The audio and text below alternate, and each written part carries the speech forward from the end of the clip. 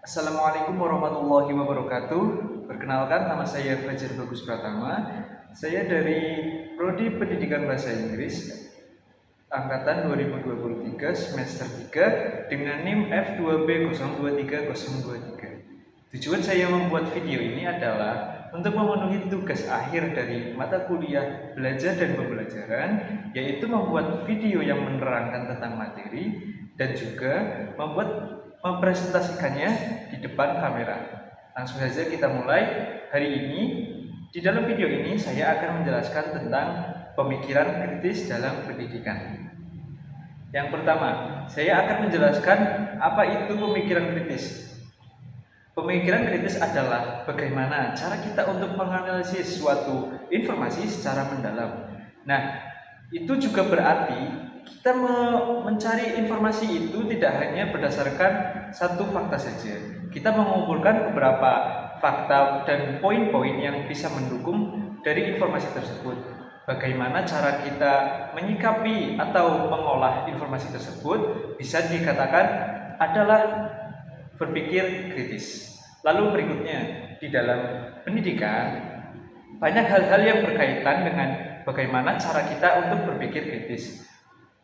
Dan juga berpikir kritis sangatlah penting karena bisa mendorong siswa, guru, dan semua elemen yang membantu dalam pendidikan untuk menjalankan semua informasi yang didapat dan mengolahnya dengan baik dan tidak sembrono. Dan tentu saja pemikiran kritis juga mendukung pemikiran yang logis dan kreatif. Lalu selanjutnya ada fokus utama dari pemikiran kritis adalah bukan hanya pada hasilnya, tapi fokus utamanya adalah pada proses berpikirnya. Bagaimana kita mengolah data, seperti yang saya katakan tadi.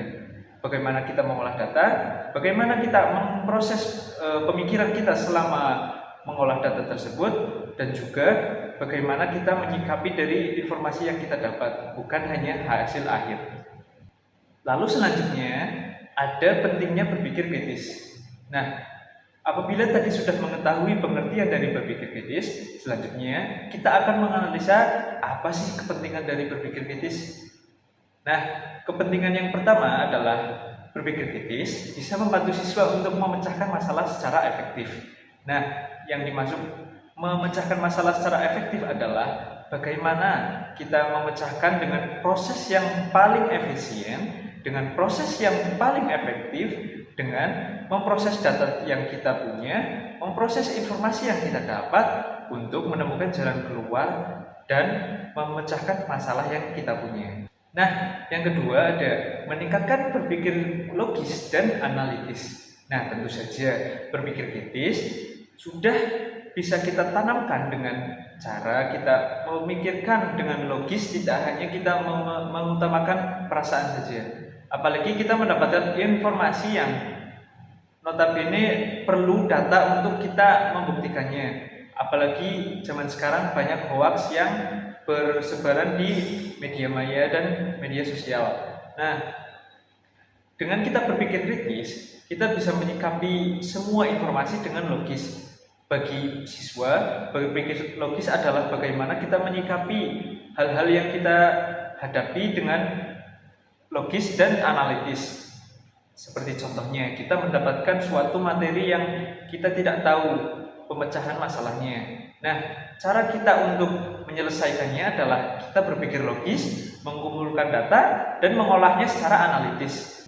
Lalu, untuk poin yang ketiga, yaitu menyiapkan siswa untuk menghadapi dunia nyata. Nah, selepas siswa lulus atau sudah selesai dari era pendidikannya, pasti semua siswa akan terjun ke dunia nyata, yaitu dunia yang benar-benar memerlukan pemikiran logis dan kritis. Nah, disitulah kemampuan kita untuk mengolah informasi, kemampuan kita untuk menyalurkan pemikiran kita secara logis diperlukan. Nah, itu adalah kepentingan ketiga dari berpikir kritis. Lalu untuk poin terakhir dari pentingnya berpikir kritis adalah mendorong pembelajaran yang lebih mendalam. Tentu saja dari kita berpikir kritis, kita mempunyai banyak cara, mempunyai banyak metode untuk kita menambah wawasan dengan memperdalam kita belajar, dan juga tidak hanya stagnan dalam satu fase saja. Kita bisa mencari hal-hal baru dengan kita menyelami lebih banyak materi, lebih banyak ilmu baru, dan juga dalam pendidikan menyelami semua metode pembelajaran yang lebih efektif. Nah, setelah kita mengetahui pentingnya dari berpikir kritis, selanjutnya kita akan membahas bagaimana sih strategi mengembangkan pemikiran kritis. Nah, untuk poin yang pertama adalah mengajukan pertanyaan terbuka. Tujuan dari kita mengajukan pertanyaan secara terbuka adalah bagaimana kita mendapat jawaban yang rasional dan juga bagaimana kita mengolah informasi yang kita dapat dari pertanyaan kita tersebut. Lalu, untuk poin yang kedua adalah mendorong diskusi kelompok. Nah, melalui diskusi kelompok, kita bisa bertukar pikiran, berbagi semua ilmu yang kita punya, berbagi metode pemikiran yang kita punya dengan orang-orang yang baru. Apalagi dengan orang-orang yang belum kita kenal, kita bisa menambahkan wawasan baru, kita bisa mengeluarkan semua potensi pikiran kita dengan melalui bagaimana kita menangkap informasi dari mereka, bagaimana kita mengolah informasi yang kita dapat dari mereka, dan juga bagaimana kita menyikapi dari informasi-informasi tersebut secara logis dan analitis. Lalu, untuk strategi yang selanjutnya adalah memberikan studi kasus untuk dianalisis. Nah, metode ini biasanya lebih efektif karena kita harus berpikir secara real dengan sumber studi kasus yang sudah diberikan. Di situ kita dipaksa untuk berpikir secara kritis bagaimana kita menyelesaikan studi kasus yang sudah diberikan kepada kita, dan juga bagaimana kita menyikapi hasilnya. Itu tergantung dari pola pikir kita selama berproses kita menyelesaikan studi kasus yang diberikan. Nah, itu tadi adalah strategi mengembangkan pemikiran kritis.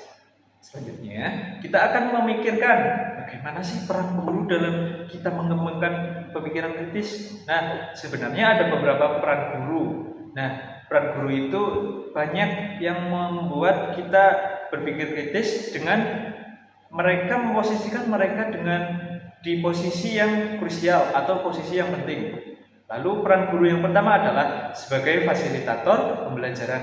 Tentu saja guru adalah sebagai fasilitator pembelajaran dan juga sebagai penyampai yang di dalamnya mereka adalah orang yang punya peran penting bagaimana kita memproses informasi, bagaimana kita mengembangkan ide kita, mengembangkan suara kita, mengembangkan pemikiran kita melalui berpikir kritis.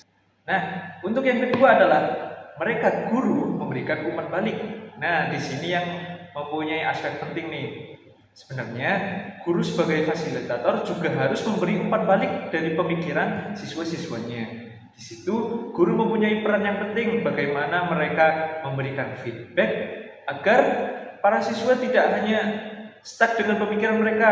Jadi, guru memberikan pandangan baru kepada siswanya untuk lebih berpikir kritis dan analogi. Lalu untuk selanjutnya adalah menciptakan lingkungan pembelajaran yang mendukung.